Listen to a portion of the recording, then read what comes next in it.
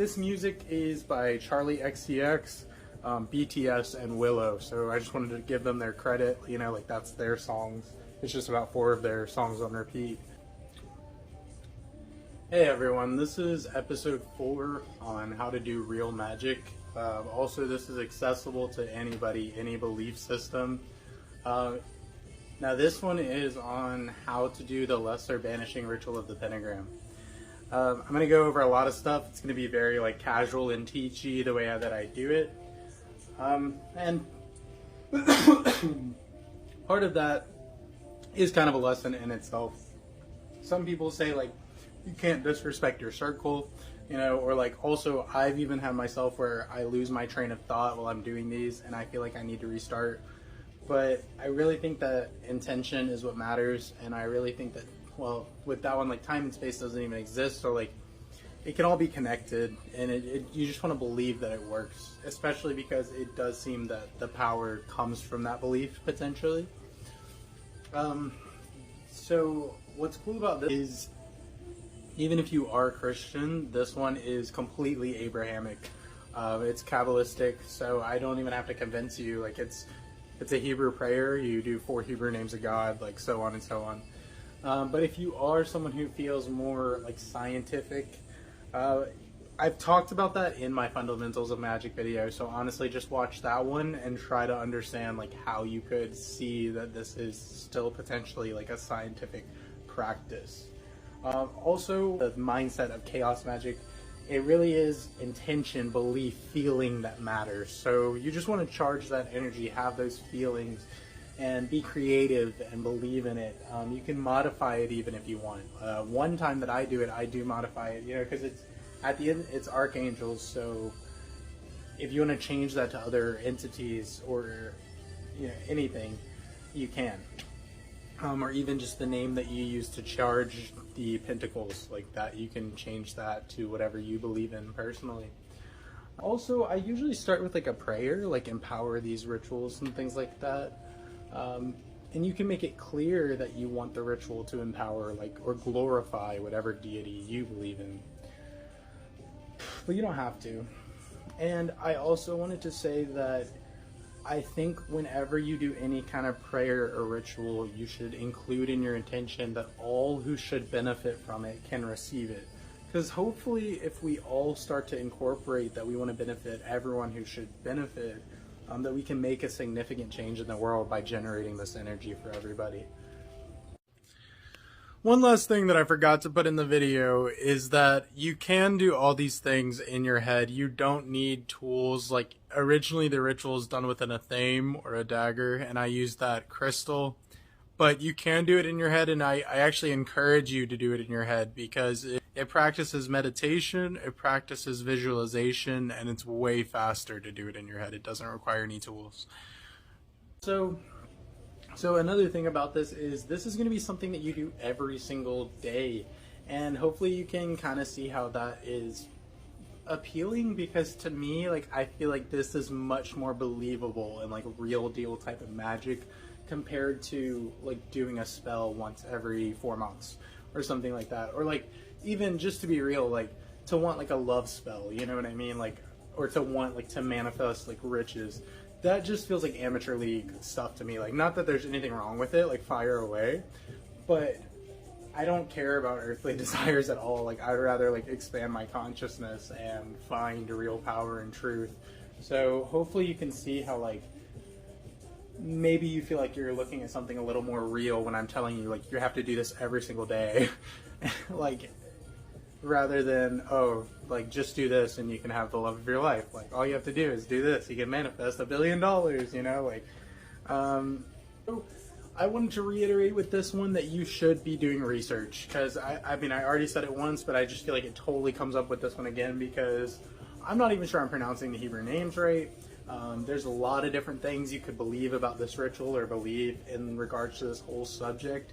So just, if you really want to take this seriously, like, you should be reading books or like watching YouTube videos, you know, like, you got to live this, breathe this, you know, like, it's almost like a be about it, like talk about it type of thing, you know, like, yes, research is super applicable, but you just want to be engaged, practicing, learning, you know, because again, I'm not even sure I'm pronouncing these right, so maybe you want to look it up, make sure you're pronouncing it perfectly, make sure you do everything to the letter. And it's just good to study and learn. At the end of the day, like I just think it's about intention. I think it's about sending that energy out to the universe. And I just wanted to go over what this is used for. So this is kind of like your basic starter, like covering everything. Like it's a shield, it cleanses, it invokes like energy and archetypes and entities and protections. And also something I saw once that I really liked is that it hypothetically sets off a flare in the astral, kind of telling the universe that you are engaged in this practice and you want to be open to that power and knowledge. And then, yeah, I think after all that, I'm ready to dive in. So to overview it, at the beginning, we're going to summon a white sphere of light, and we're going to face east. And this white sphere, like you want to, again, generate that energy and emotion and feeling and creativity. So make that white sphere try to feel like you're invoking the most powerful thing. Like try to even feel it in your body, just how good it feels to summon that energy of that white sphere. And you're going to bring it to your forehead and say Ata, and you're making a cross.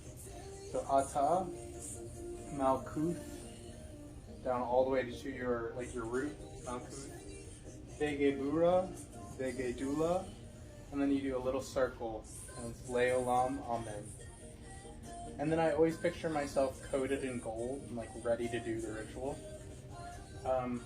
But you're also, just to reiterate, like you're making a cross and saying this prayer. So it's Ata, Malkuth, Degebura, Degedula, and then Leolam Amen. And then you're gonna face east. And I'm doing the spirit banishing variation. And I'll put up this image so you know the variations. So I do this in 2 variations daily, invoking and banishing, and I just go through the list one by one, so like 1, 2, 3, 4, 5, you know, I'll go through however many days each variation until I'm back at Earth again. Earth is generally what people start with.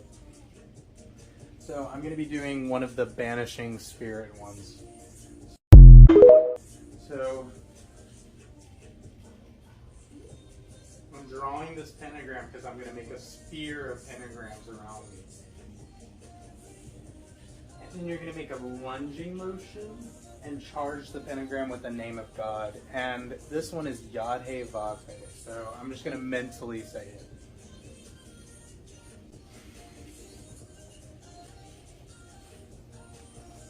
Then I'm just going to draw to the next sphere. It's pretty self-explanatory from this point to the next pentagram.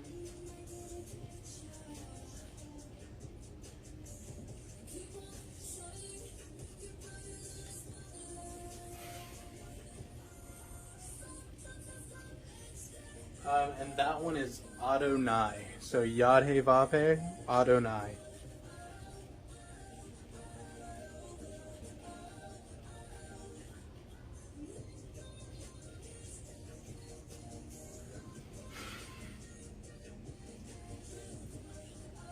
That one's Eheye. And then our last one is going to be Agala. And then we're going to complete the sphere around it.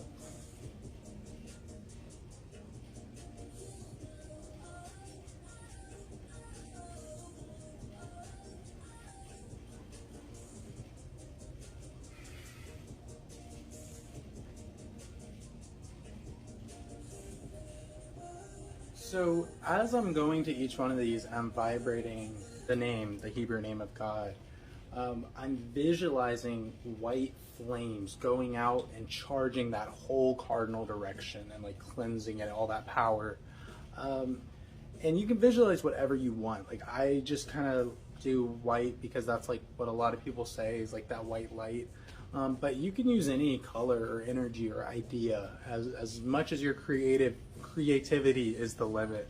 So, you know, if black symbolizes protection to you more, it can all be black. If red, you know what I mean? But I just wanted to be clear because, honestly, I wanted to be clear because it's kind of weird that white symbolizes good. So I wanted to like just throw it out there that black can also symbolize good because it just seems weird, the whole white and black duality thing. But that pretty much covers it. Oh, and then once you're finished, you're gonna do a closing, and you should be focusing east, but I'm gonna look at the camera. No, I'll focus east. So you look back to east, you have your spear of pentagrams around you, and you're gonna invoke the 4 archangels, and then also and do a little closing. And to me, the entities represent like archetypes or virtues. So even if you're not into Christianity, even if you're atheistic, you know, or like agnostic, like Michael is gaining a lot of traction on TikTok because he symbolizes like protection and raw brutality, and he's like strong enough to even beat the devil. So you can hopefully see how like that archetype, like those ideas of protection and power and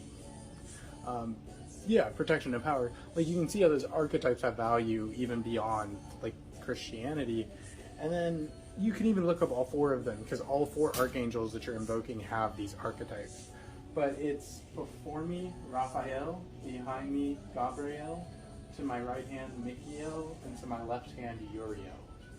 And I just went through this briefly, but you should stop at each one of them and try to feel and imagine their presence and feel their energy. So each one, like, be with them for a second. And then you say, for about me flames the pentagram, within me shines the 6-rayed star. And I not only imagine the 6-rayed star within me, but also above and below, so I'm protected from all directions. And these are 3 caveats that may or may not be true, so I kind of filter them in case they aren't true. But I say, may we be centered in these in the highest light forever. May it persist forever at max strength, be it in the highest light, and may it transcend all bodies and layers of reality, being in the highest light. But thanks for watching TikTok, and follow if you want to start learning like very real magic and like the fundamentals. Also, I do like tarot and energy healing and readings and things like that. So if you do want to reach out to me, I kind of wanted to show you all my business cards. So let me grab my business card, just so you know I'm like a person who paid for business cards. See, literally no one could fabricate this. Like, that's how you know, bro. This is my official license as a witch. Like, you have to go to school for 20 years to get this. Real talk. But anyway, nice seeing you, TikTok. I'm just kidding about that, by the way. And yeah, have a blessed existence, you know, if you should, that type of thing. And that's kind of a trippy thing. Like, I guess I'll bring that up because I've said that in 2 videos now, like, feel blessed if you should. I really believe in like the specificity to your intentions and things like that, like to some degree. So I do like specify that like my good intentions, I want them to benefit everybody, but only those who should. Because I, like, if it is that specific, I don't want to empower negative energies. But yeah, have a great night and day, everyone. Bye.